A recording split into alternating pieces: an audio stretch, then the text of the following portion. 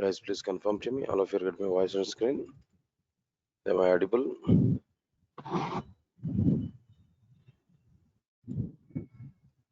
Guys, please confirm to me. All of you get my voice on screen. Those who are attending online.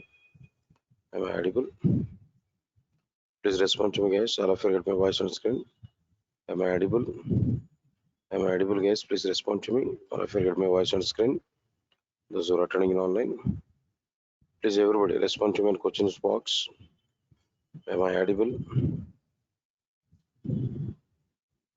Guys, please respond to me. All of you get my voice on screen.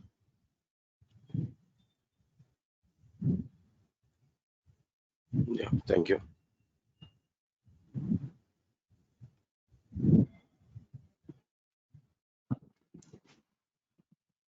Right. Good afternoon, guys.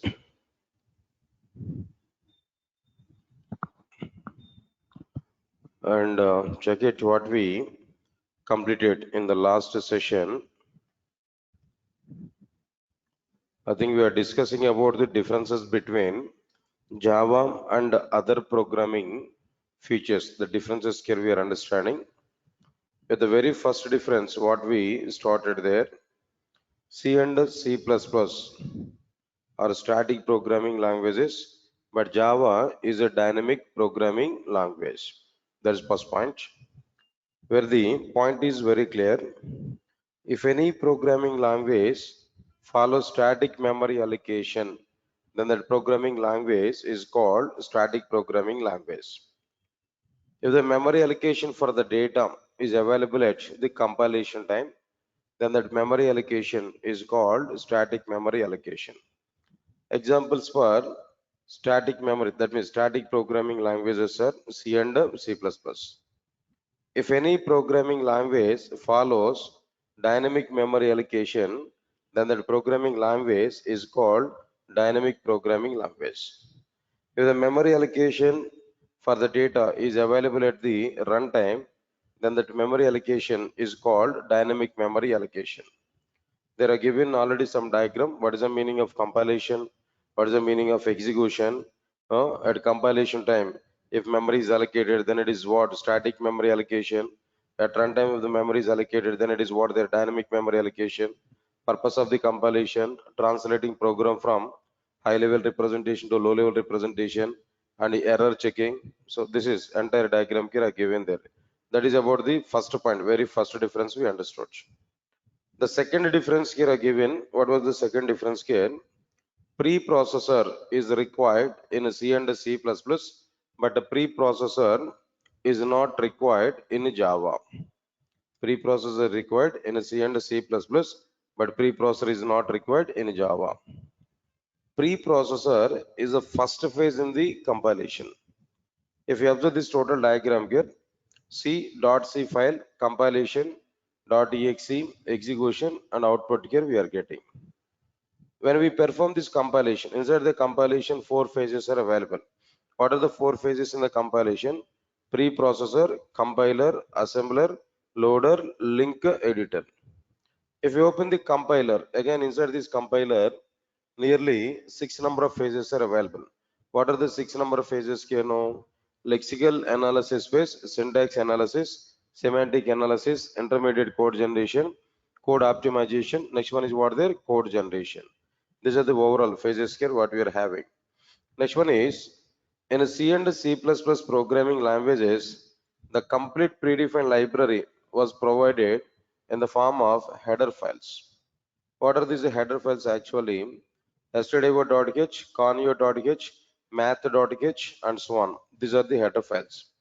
If you want to use the predefined library in the C program, then we have to include header files into the C program. To include header files in C program, we have to use hash include statement. There we have to use what there? Hash include statement. Then what are the intersections here we are having here?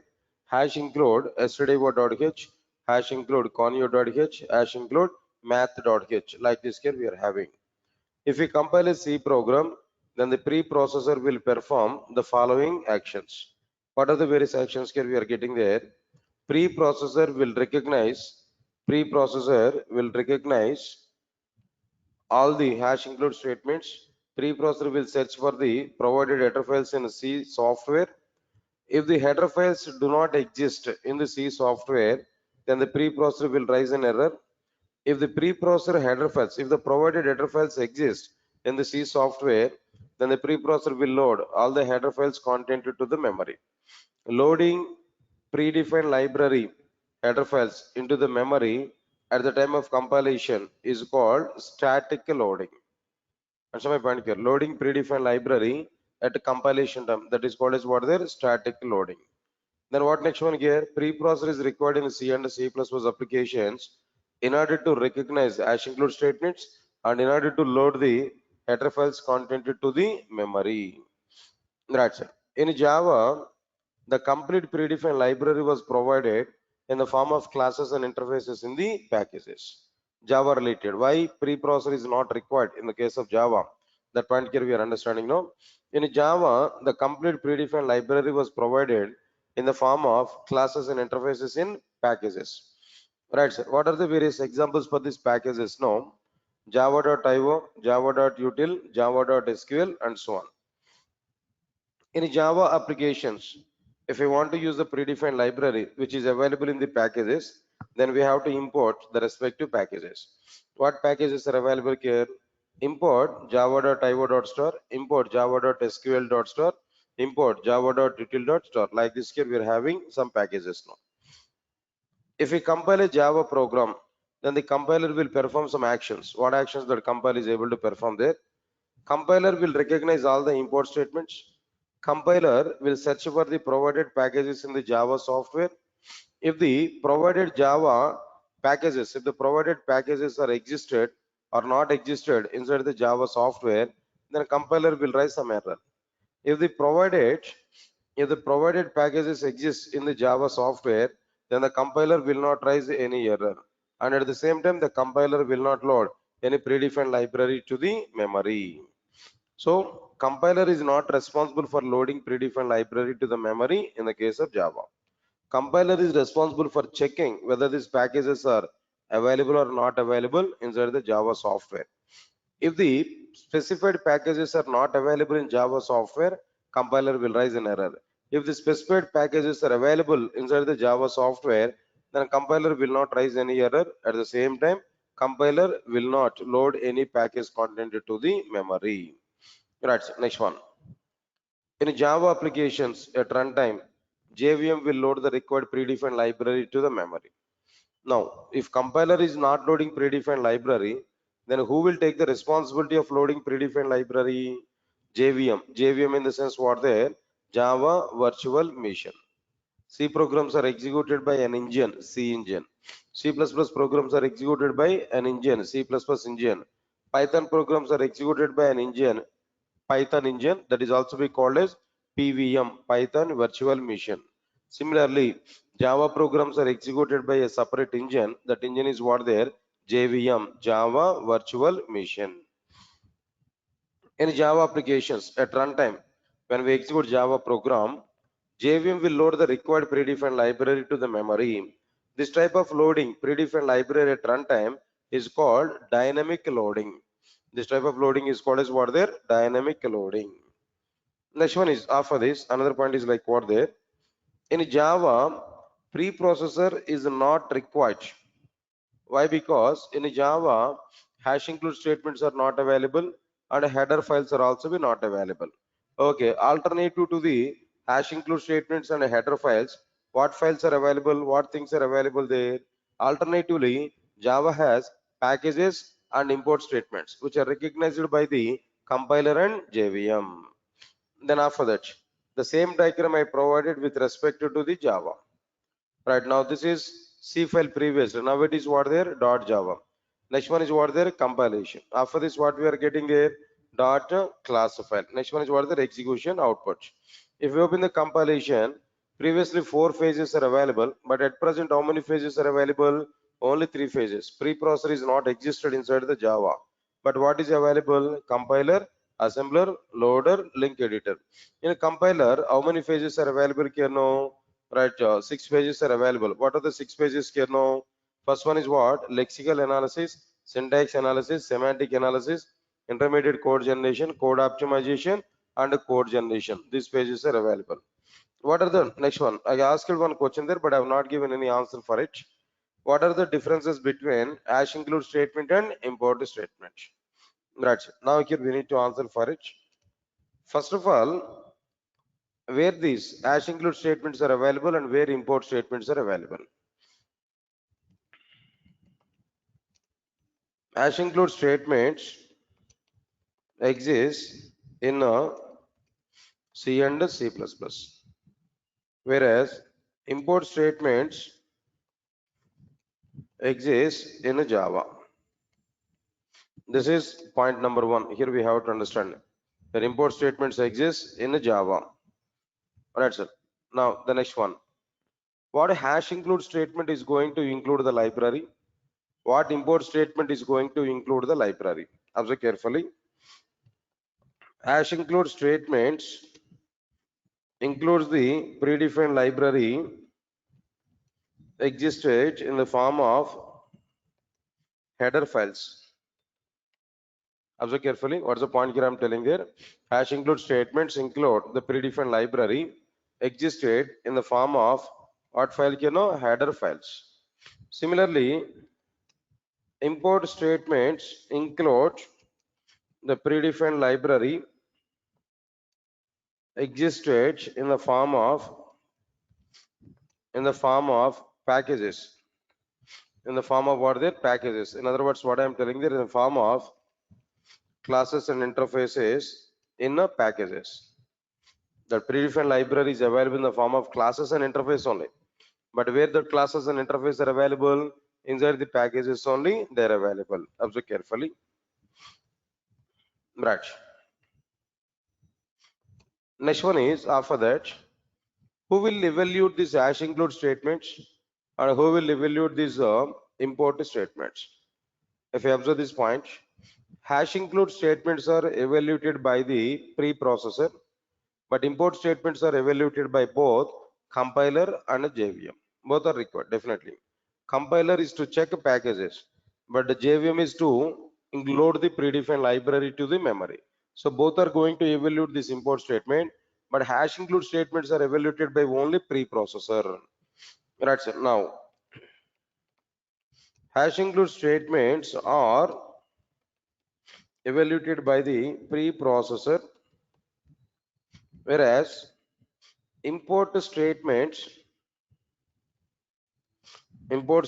are evaluated by both the compiler and the JVM. Java compiler and JVM both are evaluating this part here. We can identify. Next one is, after that. Alright, sir. Static loading and dynamic loading. Which one is supported by the compiler? That means which one is supported by the hash include statement and which loading is supported by the import statements? If you observe this, hash include statements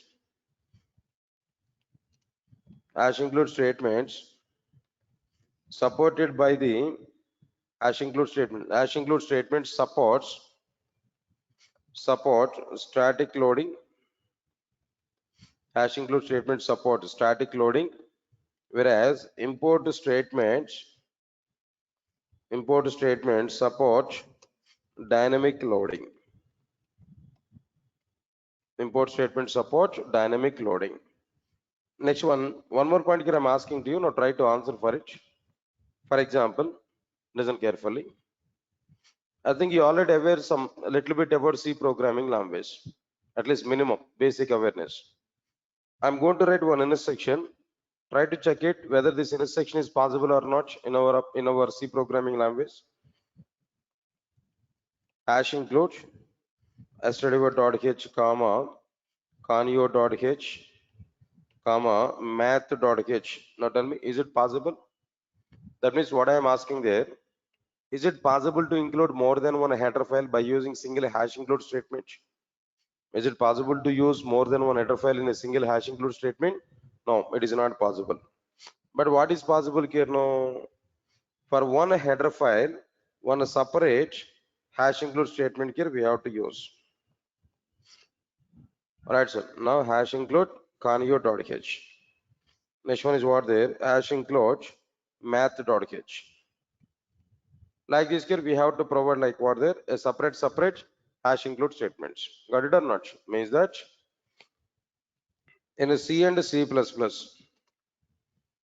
applications, by using single hash include statement, we are able to include only one header file. By using in a C and C++ applications, by using single hash include statement, we are able to include only one header file. It is not possible to include more than one header file. It is not possible to include more than one header file by using single hash include statement. Right. Now here I am giving example to you. Now try to understand this example.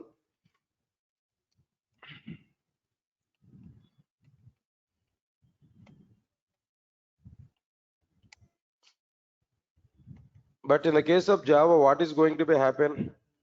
By using single import statement, we can include more than one class or more than one interface of the same package. Package is nothing but collection of classes and interfaces. We can include more than one class, more than one interface of the same package by using single import statement, just by using star notation. I'll give that information to you now. In Java applications, it is possible to include more than one class or more than one interface of the same package by using a single import statement. It is possible to include more than one class or more than one interface of the same package by using single import statement with the star notation. Example here I am telling to you, observe carefully. Import java.io.star. Understand it clearly? What is the meaning of it now? Java.io is what there? A package name. You know already, package is a collection of classes and interfaces. More than one class, more than one interface are available in a java.io package. But when I specify star, all classes and interface of the java.io package are available to our Java program. So the syntax is valid, right? If you want to include more than one class or more than one interface of the same java.io package, single import statement is sufficient, not required to write what there multiple import statements. But in the case of C and C++, if you want to include more than one header file, then we have to use what there multiple hash include statements. Okay, now this is an advantage that we are able to get by using what programming language there? Java programming language. So these are overall the differences between hash include statements and import statements. Now come again. What are the various points here we understood here? What are the differences between hash include statement and import statement? If you observe this, the very first point is what there, hash include statements exist in C and C++, import statements exist in Java.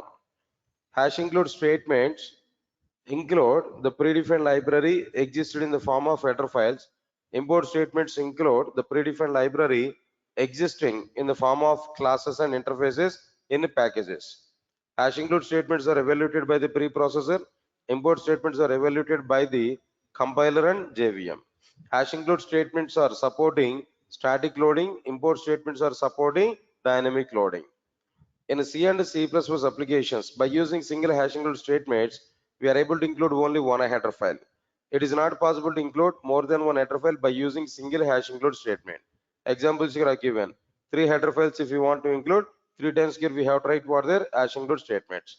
In Java applications, it is possible to include more than one class or more than one interface of the same package by using single import statement with the star notation. Import java.io.star, like this here we provided. Okay, fine. This is the total content here what I given about this preprocessor, which is required in C and C++ and which is not required in the case of Java. This part is completed now. Right, sir. See, then these differences I'm telling to you, nearly 9 number of differences here we are having. Definitely, if you go for any interview as a fresher, and if we show your resume to that interviewer, definitely interviewer will ask this question to you. These questions, not like in a single question, nearly 9 number of questions are possible to ask from this particular topic. Why? Because in general, in our resume, what we are going to provide there, skill set, one of the field in our resume we have to specify. There in the skill set we are going to provide C comma, C++ comma, Java comma, like whatever the technology names you know, that everything we are going to specify. Of course, in every person's resume, the very first three technologies are C, C++, Java. In general, we are providing this. By seeing that skill set, interviewer may ask a question to you. What exactly the differences between, like what there C, C++, and Java. This is very common sense, minimum common sense. From every interviewer, they will ask this question now. So at that moment, at least we have to open our mouth. We have to talk minimum some details about these differences now. As part of the tool, I am giving these points here. At the end of the story, at least if we give the titles, you're not required to even go for this much of internal elaboration. At least if we give the titles, C and C++ are static, Java is a dynamic. Preprocessor is required in C, C++. Preprocessor does not required in Java. At least if we give these points now, interviewer may satisfy about this. When interviewer is asking, what is the problem what is the problem with the preprocessor in Java? Why it is not available in Java? Why it is required in the case of C and C++? Then we can elaborate it. How can you say C and C++ are static? How can you say Java is a dynamic? If you are getting this question, then we can elaborate it. But directly interview will ask now, tell me the differences between these three technologies. At least you have to list out all the differences clearly. So don't worry, then nearly we are going to have 9 number of differences. All these 9 number of differences, one by one, we are going to understand clearly. Now, almost all, 2 completed here, 2 are completed here. Remaining 7 more here we are going to understand. Okay. Let's move on to the third one. Third difference here. What about this third difference here? Understand it.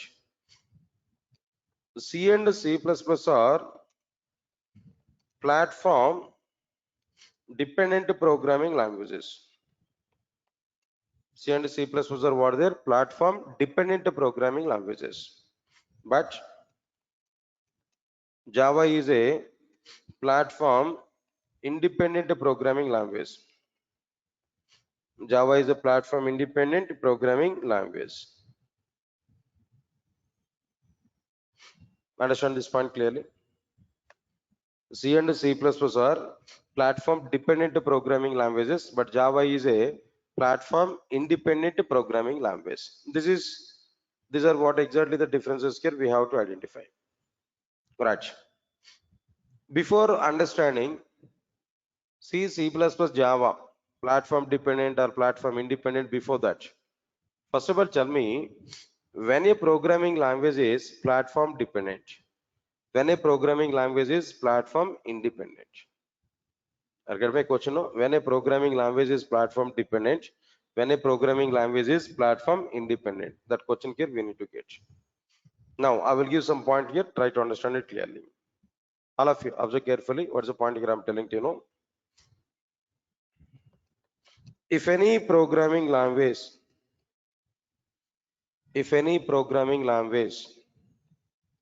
allows its applications to perform compilation and execution is on the same operating system,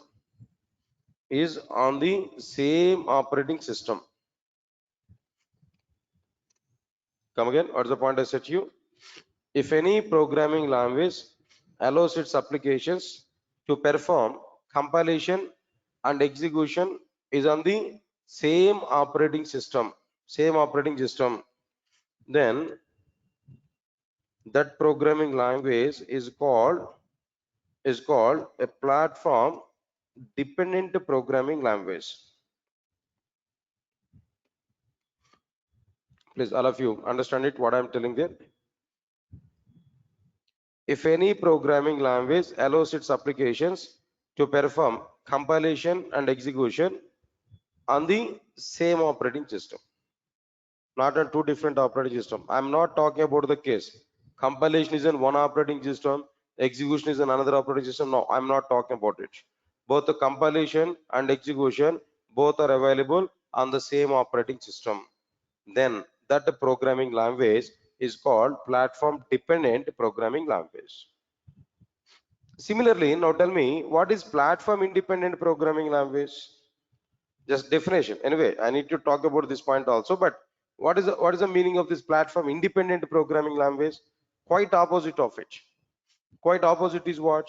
If any programming language allows its applications to perform compilation is on one operating system and execution on some other operating system. Execution is on what there? Some other operating system. Execution is on some other operating system. Then the programming language is called platform independent programming language. Platform independent programming language. Please understand the point here. What I'm telling you now. Compilation and execution both are on the same operating system. It's a condition. It's mandatory. Using the same operating system for both compilation and execution, it's a condition. Then that programming language is called platform dependent programming language.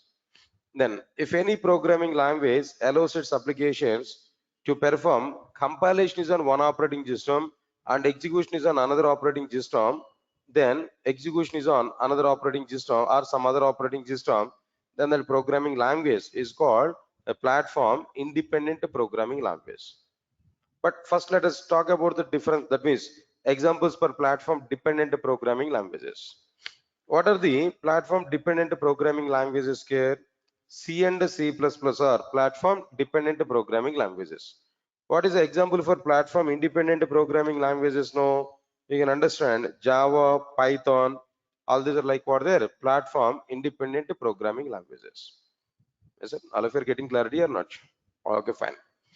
If any programming language allows its applications to perform compilation and execution on two different operating systems.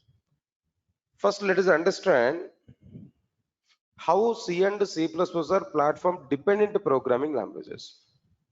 Giving definition is okay. It's very simple. A simple definition is what there? Compilation and execution both on the same operating system. If it is the case, then the programming language is what? Platform dependent. It's okay. Example is what there? C and C++. Easily we can understand it now. But interviewer may ask a question to you. How can you say that C and C++ are platform dependent? How they are not allowed on two different operating systems? Why they are allowed on the same operating system? Tell me the reason for it. There we have to give more information, more content there we have to understand. Okay, fine. Now observe carefully. I'm going to give some elaboration, some explanation I'm going to provide. Try to understand it clearly. I want to prepare a simple diagram. Try to understand this diagram here.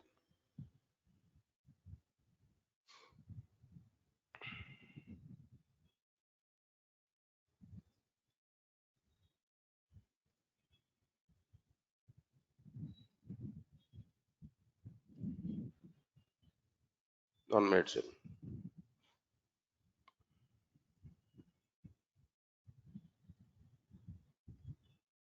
Right. Now let's understand it.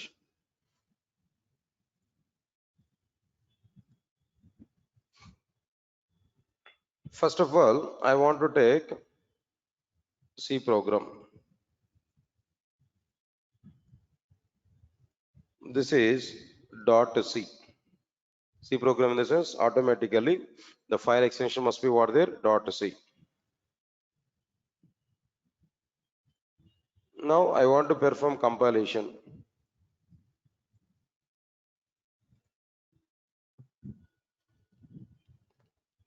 Compilation.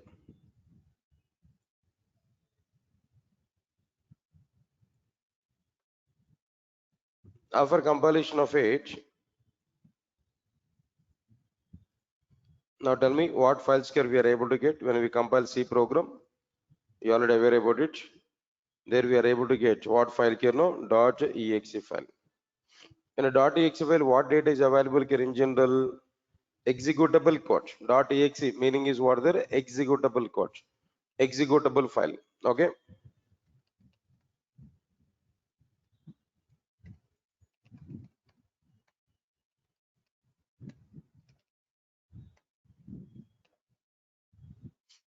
Right, sir.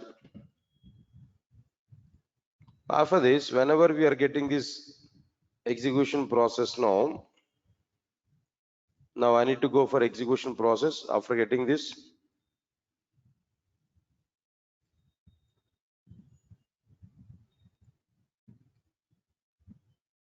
This is what we have to perform the execution. Now tell me, who will execute our programs actually? C engine, C engine will execute our program. When we execute this program, there automatically we are able to get some output. Here we are getting like what their output. Here we are getting what their output. But for compilation, we need to take one operating system. Compilation is a process. Definitely that process, if you want to do, we need what their operating system. For execution also here we require what their operating system. For compilation, what operating system here we are going to provide? For example, Windows. As per the definition of the platform dependent programming languages, whatever the operating system which we have used at compilation, the same operating system we have to use at what time their execution. As per the definition, we need to provide like this. If it is the case, if it is mandatory, then the programming language is what? Platform dependent programming language. Got it or not? As per the definition, this is a diagram. Compilation and execution both are on what their same operating system. This is the meaning of what their platform dependent. Got it? But for the discussion purpose, for our discussion purpose, I want to change the operating system at runtime. For proof purpose, for discussion purpose, I want to go with what their Linux, for example. Everybody put more concentration. What I provided here, Linux operating system. For compilation, what operating system I've used there? Windows operating system.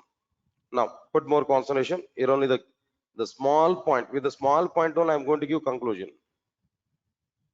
I prepared this C program. I prepared C program. When we compile the C program, on which operating system we are compiling C program? On Windows operating system, we are compiling C program. When we compile C program on Windows operating system, automatically we are getting what files here? .exe files here we are getting. Am I right or not? What is the nature of this .exe file? That we have to understand. What exactly the nature of the .exe file? See this no? .exe file contains directly executable file.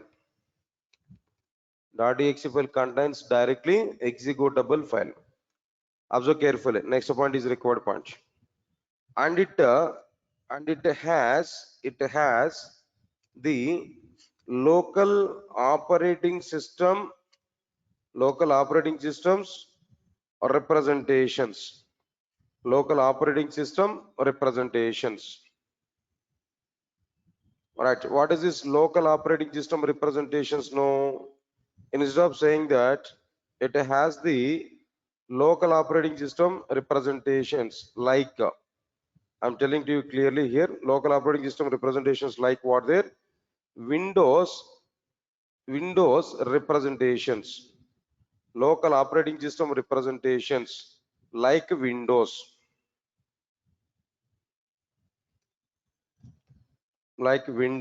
representations.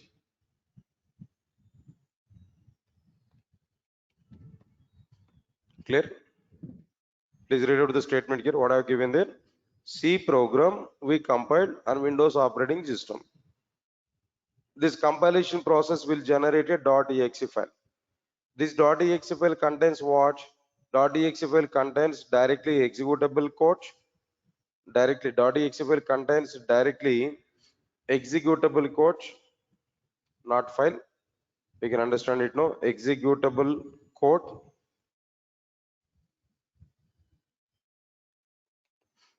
And it has the local operating system representations like what their Windows representations. like what there? Windows representations. This .exe file is what there? Windows represented .exe file. Got it or not? Okay, fine. Now come for this. Okay, this is okay. Come for this. C engine is performing execution, but this execution is using what operating system? No, Linux operating system.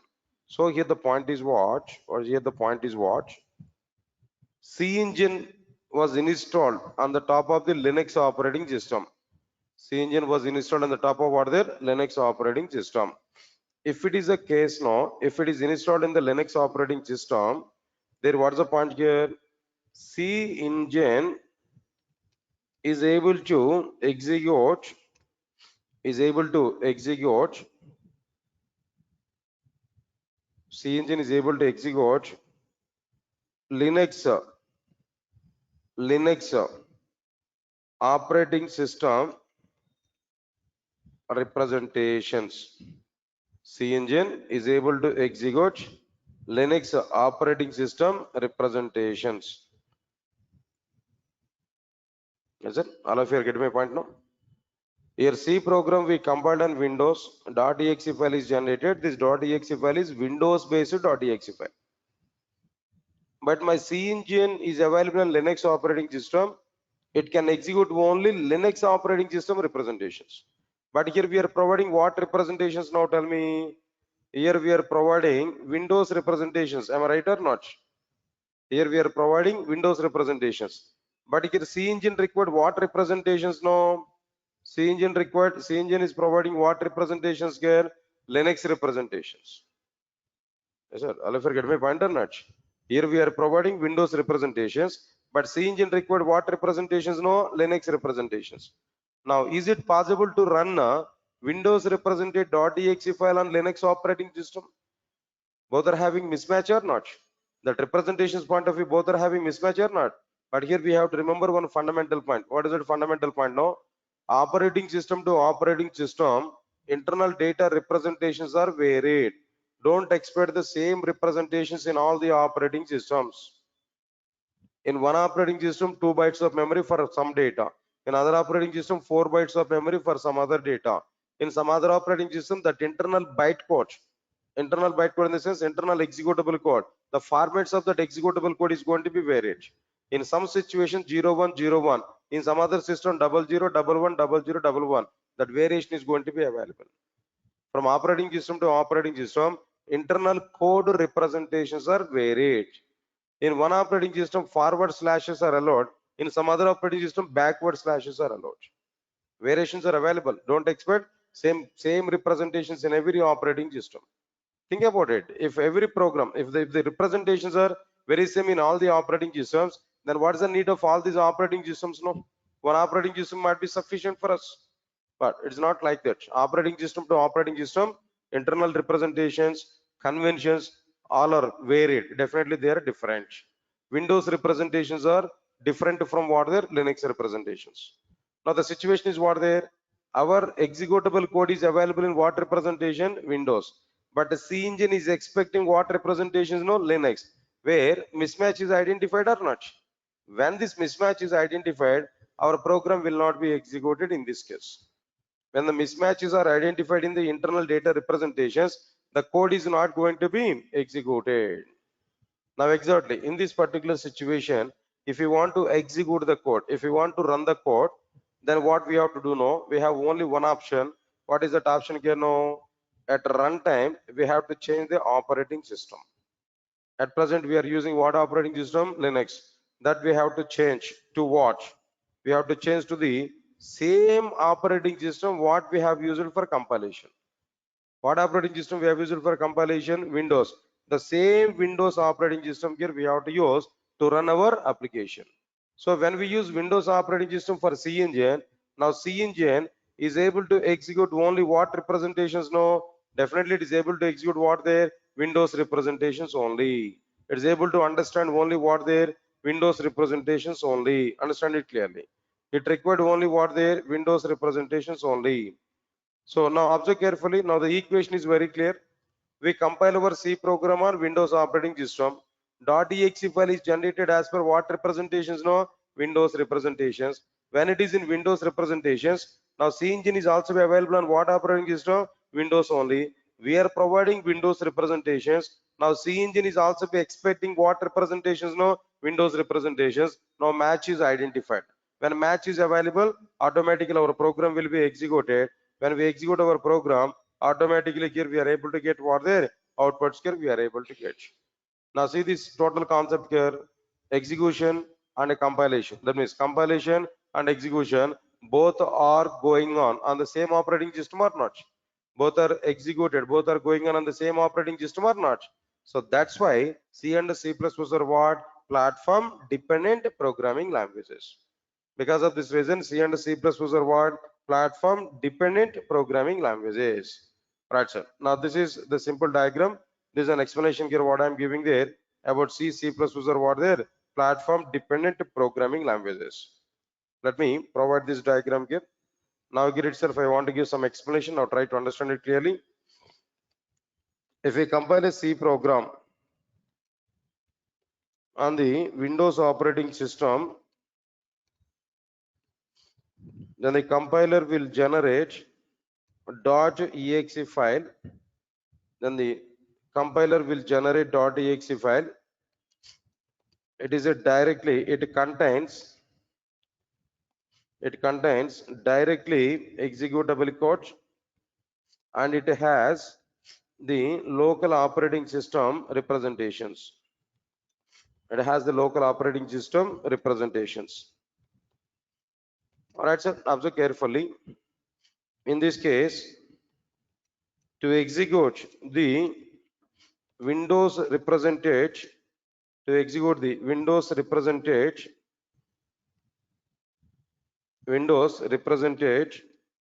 .exe file, we must use the same Windows operating system. We must use the same Windows operating system. Right, sir? If we compile C program on Windows operating system, then the compiler will generate .exe file.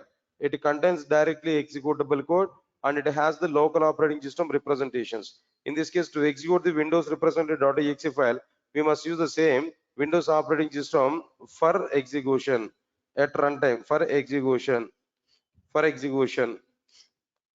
Due to this dependency, due to this operating system dependency, due to the operating system dependency at runtime, C and C++, due to this operating system dependency at runtime, C and C++ are platform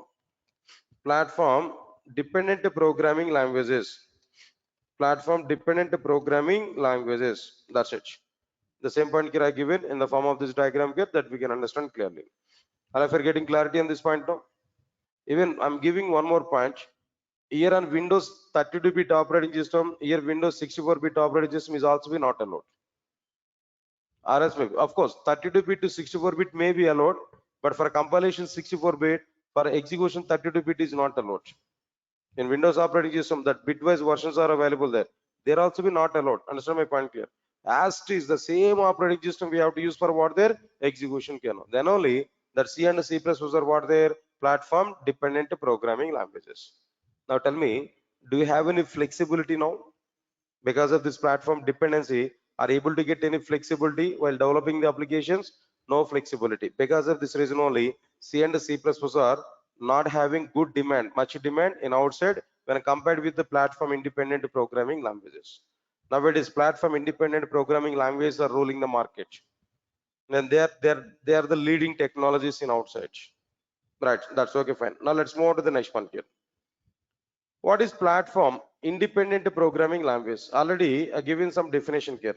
What is a platform independent programming language? Now tell me, if any programming language allows its applications to perform compilation is on one operating system and execution is on some other operating system, is on the execution is on another operating system, execution is on another operating system, compilation is on one operating system and execution is on another operating system, then the programming language is called a platform independent programming language. All right, sir. Previous concept is okay. C and C++ we understood, but now our required point is coming. What is our required point here? Java and its platform independent nature. Put more concentration. I'll ask some questions to you. I'll give some representation or try to understand it clearly. All of you observe carefully. First of all, let me prepare the diagram as per the definition. Now this I am telling to you .java file. This is like what I am telling to you .java. Observe carefully. This is what .java. Now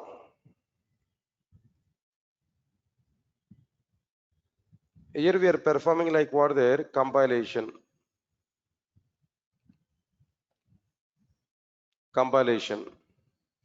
For compilation, I'm going to use one operating system. What operating system I'm going to use, I'll decide it in the later on. Don't worry now. Compilation here we are going to perform. When we perform compilation, we are able to get what files here we are able to get there after performing compilation dot class files. In the case of C and C++, they are what there .exe file. But in the case of Java, what files here we are able to get now dot class files here we are able to get. In the case of Java, dot class files. Right.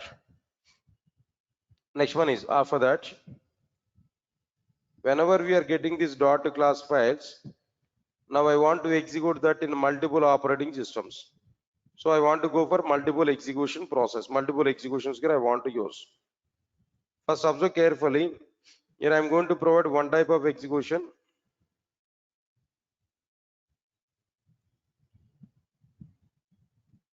Now here, this is one-time execution. Now here, we are able to have one operating system. Here we are able to get some output. From execution only, we are able to get some output.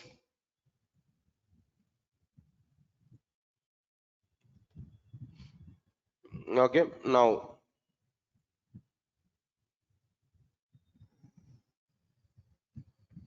same thing I am going to repeat multiple times.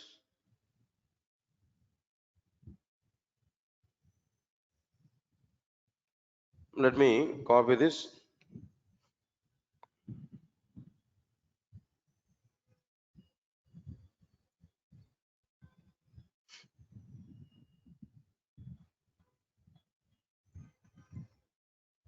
Right, now I'm going to provide multiple times.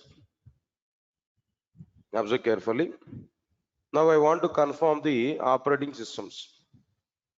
For compilation, I'm going to use Windows operating system. For execution, I'm going to use Linux operating system. Next one is what there? Solaris operating system. Next one is Mac. Then after this, the same Windows operating system here again I want to use. Okay, now let's move on to the punch here. This is .java file. Everybody put more concentration. We are compiling on Windows operating system. When we compile this on Windows operating system, here we are getting .class files. This .class files contains what? What is the nature of the .class file? That we have to understand now. All of you observe carefully. Put more concentration. .class files contains bytecode. .exe file contains directly executable code. .class file contains bytecode. What is this bytecode actually? It is not directly executable code. It is not directly executable code. But what is this actually? It is an intermediate code. Bytecode is what there? An intermediate code. It is not source code. It is not directly executable code. In the middle, intermediate code. And it does not include the local operating system representations. It doesn't have even local operating system representations, including Windows representations, including what representations? No, Windows representations. Please read out this point here. What I have given the content here. Tell me. Dart class files contains what code? Byte code. It is not directly executable code. It is an intermediate code, and it does not include the local operating system representations, including Windows representations. But .exe file situation is what? It contains directly executable code, and it has the local operating system representations like what? Windows representations. If you compile C program on Windows operating system. But .class file is different from .exe file. Both are different. Okay, fine, good. Finally, this .class file contains neutral byte code. It is not even representing any operating system representations. That's very clear in the case of Java. But one point here, one condition is what? If you want to execute any code on Linux operating system, that the bytecode must have the Linux representations. Then only that execution is going on. If you want to execute any bytecode on Solaris operating system, that bytecode must have the Solaris representations. If you want to execute any bytecode on Mac, no, Mac representations are required. If you want to execute any bytecode on Windows, no, Windows representations are required. But here, what bytecode is available? Neutral bytecode is available. It is not representing Linux. It is not representing Solaris. It is not representing Mac. It is not representing what there Windows. I get my point or not? Directly, this .class file is not executable under Linux, Solaris, Mac, and Windows kernel. But still, I need to execute my program or not? I need to execute my program. Then how it is possible to execute our program in this case? Almost of this problem, and in C programming language, the problem both are almost the same. In C programming language, directly Windows represented .exe file is available. It will not run under Linux or Solaris and all. That problem. But here what happened there? Bytecode is available. It is not representing any of the operating system. But if you want to run this bytecode on any of the operating system, that bytecode must have the local operating system representations. Still, this bytecode is not executable in all the operating systems. But I need to execute my program. Why? Because Java is a platform independent programming language. We can compile Java program in one operating system. We can execute the same thing in multiple operating systems here. That the definition is available, but we have to execute this program in multiple operating systems. How it is possible here? How it is possible to execute the same thing in multiple operating systems now? Now I'm giving some point here. Now I'm giving some content here. Try to put more concentration here. What is the point here I'm telling to you now? Observe carefully. When we are getting neutral bytecode, when we require that bytecode in different operating system formats, no, exactly in this particular situation, Sun Microsystems has given a solution.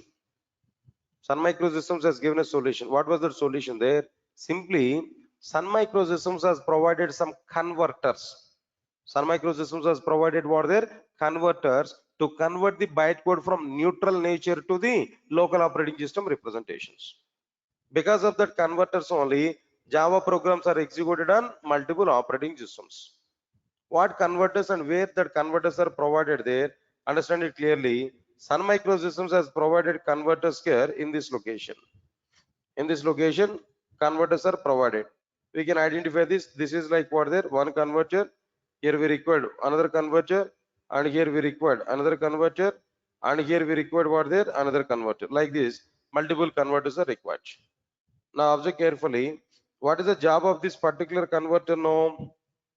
Okay, just I'll come back this one. Now here we required one converter. Now here we required another converter.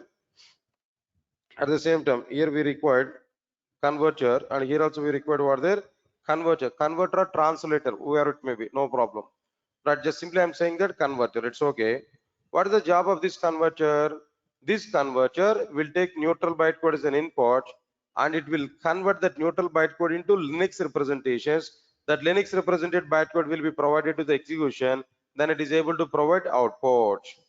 Now the solution is available. Converter is available. That converter will take neutral bytecode as an input. That neutral bytecode will be converted to what their Linux operating system representations. Now what is the job of this converter here?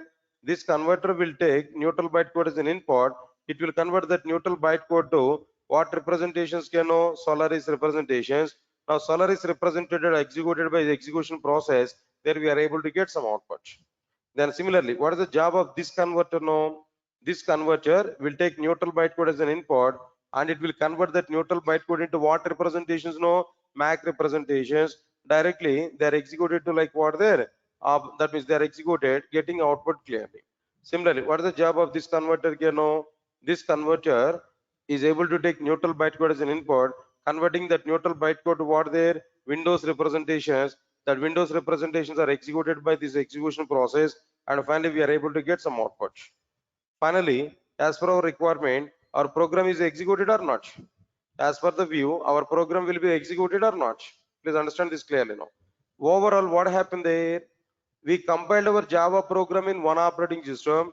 We executed the same Java program in multiple operating systems or not. Now the definition of the platform independent programming language is what there. Compilation is on one operating system. Execution is on what there? Other operating systems here. Now it satisfies the definition of the platform independent programming language or not. But here the question is, how Sun Microsystems has provided these conversion mechanisms? That is a question now. How Sun Microsystems has provided these conversion mechanisms? If you observe this point here, I'm giving clarity. Sun Microsystems has provided this conversion mechanism and execution both in a single device. Observe carefully. Sun Microsystems has provided this both conversion mechanism and execution in a single device. Here also be conversion and execution are available in a single device. Here also be conversion and execution both are available in a single device. The name of the single device, the name of the single device is what there is a JVM. The name of that single device is what there? JVM. Now here also with the name of single device is what there? JVM. Here also it is like what there? JVM. Then here also it is like what there? JVM. Better not? Now okay. I'm asking one question to you. Now try to answer for it. What exactly the responsibilities of the JVM? Now tell me. Two responsibilities are available for JVM. What are the two responsibilities? No, conversion and execution.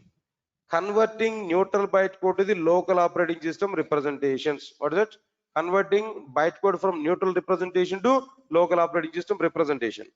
Bytecode in a local operating system representations are called as native code.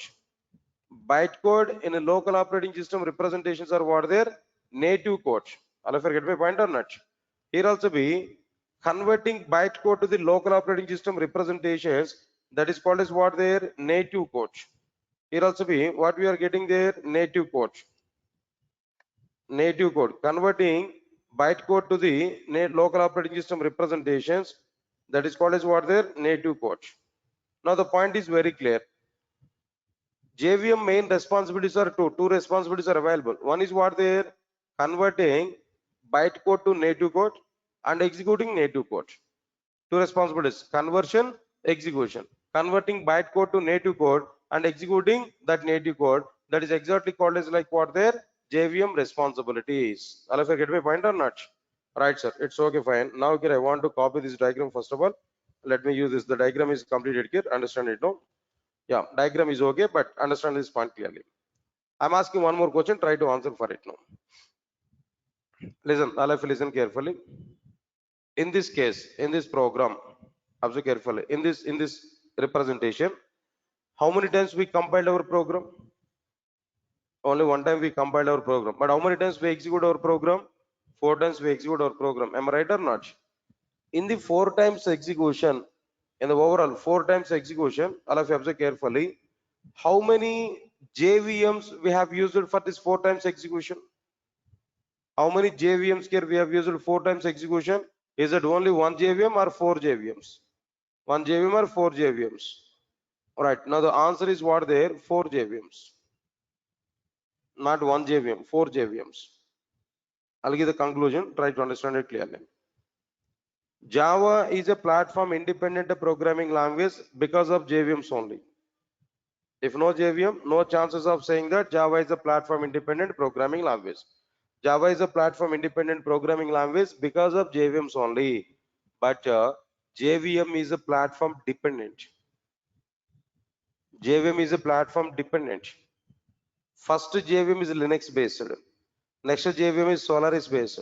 Another JVM is Mac based. Another JVM is what there? Windows based. All of you get my point? What I'm telling to you? Java is what? Platform independent programming language, but JVM is what? Platform dependent. Interviewer may ask this question. Most of the people, 90% of the people are saying that Java is a platform independent programming language because of JVMs only. But what about JVM? If you ask this question, no, it's also a platform independent. No, it's wrong statement. JVM is what? Platform dependent. But Java is what? Platform independent programming language. Not only JVM. Listen carefully. Not only JVM. The complete Java software we are going to download from internet, we are going to install in our system or not. The Java software totally is a platform dependent. Inside the Java software, Java compiler is one component, JVM is another component, Java profiler is another component, Java header is another component. So many components are available. Nearly 40 to 50 number of components are available. This components collection is nothing but Java software, not more than that. The components collection is nothing but what there? Java software. Everybody understand my point clearly? So final conclusions are what there? Java is a platform independent programming language because of JVMs only. But JVM is what? Platform dependent. Not only JVM, the total Java software is what there? Platform dependent. The total Java software is what there? Platform dependent. All of you are getting it or not? One more question. Last question I'm asking to you. Now try to answer for it. Overall, how many times we are executing our program? 4 times. How many times we are compiling our program? 1 time. Overall 5 times or not? The doing process is overall 5 times now. Now tell me, in all 5 times, how many Java softwares we required? Is that same Java software or 5 different Java softwares? Come on, after understanding all these conclusions, we have to say this. In this entire diagram, if you want to complete this entire diagram, how many Java softwares we required? 5 Java softwares we required. 5 computers, 5 Java softwares. What are these 5 Java softwares now? Windows based Java software, Linux based Java software, like Solaris based Java software, Mac based, again Windows based. 5 computers, 5 Java softwares. All 5 Java softwares are what are they? Different. Why we are installing 5 different Java softwares now? Why not single Java software? Come on, we have to give answer for this now. Why 5 Java softwares we installed? Why not single Java software? Why? Because Java software is what? Platform dependent. Java software is what there? Platform dependent. Dependent on the operating system only. We have to install our Java software. Yes, sir. All of you get my point or not? So this is the total explanation here what I have given. But understand 1 minute here. Now full stack Java. In a full stack Java, core Java. Okay, fine. 430 in full stack Java 430 in this location. I'm going to save this one. Platform independent. That's it. Anyway, of course, diagram is already provided there in our content here, but this diagram also I saved it. And tomorrow I want to give more explanation about this total content here. Once again, I'll give a rough explanation. Then after that, I will prepare the document. Then after that, I'll move forward to the content. Okay, right. Time is already completed. Then tomorrow I'll explain the remaining content. Thank you. Thanks a lot. Till meet you tomorrow.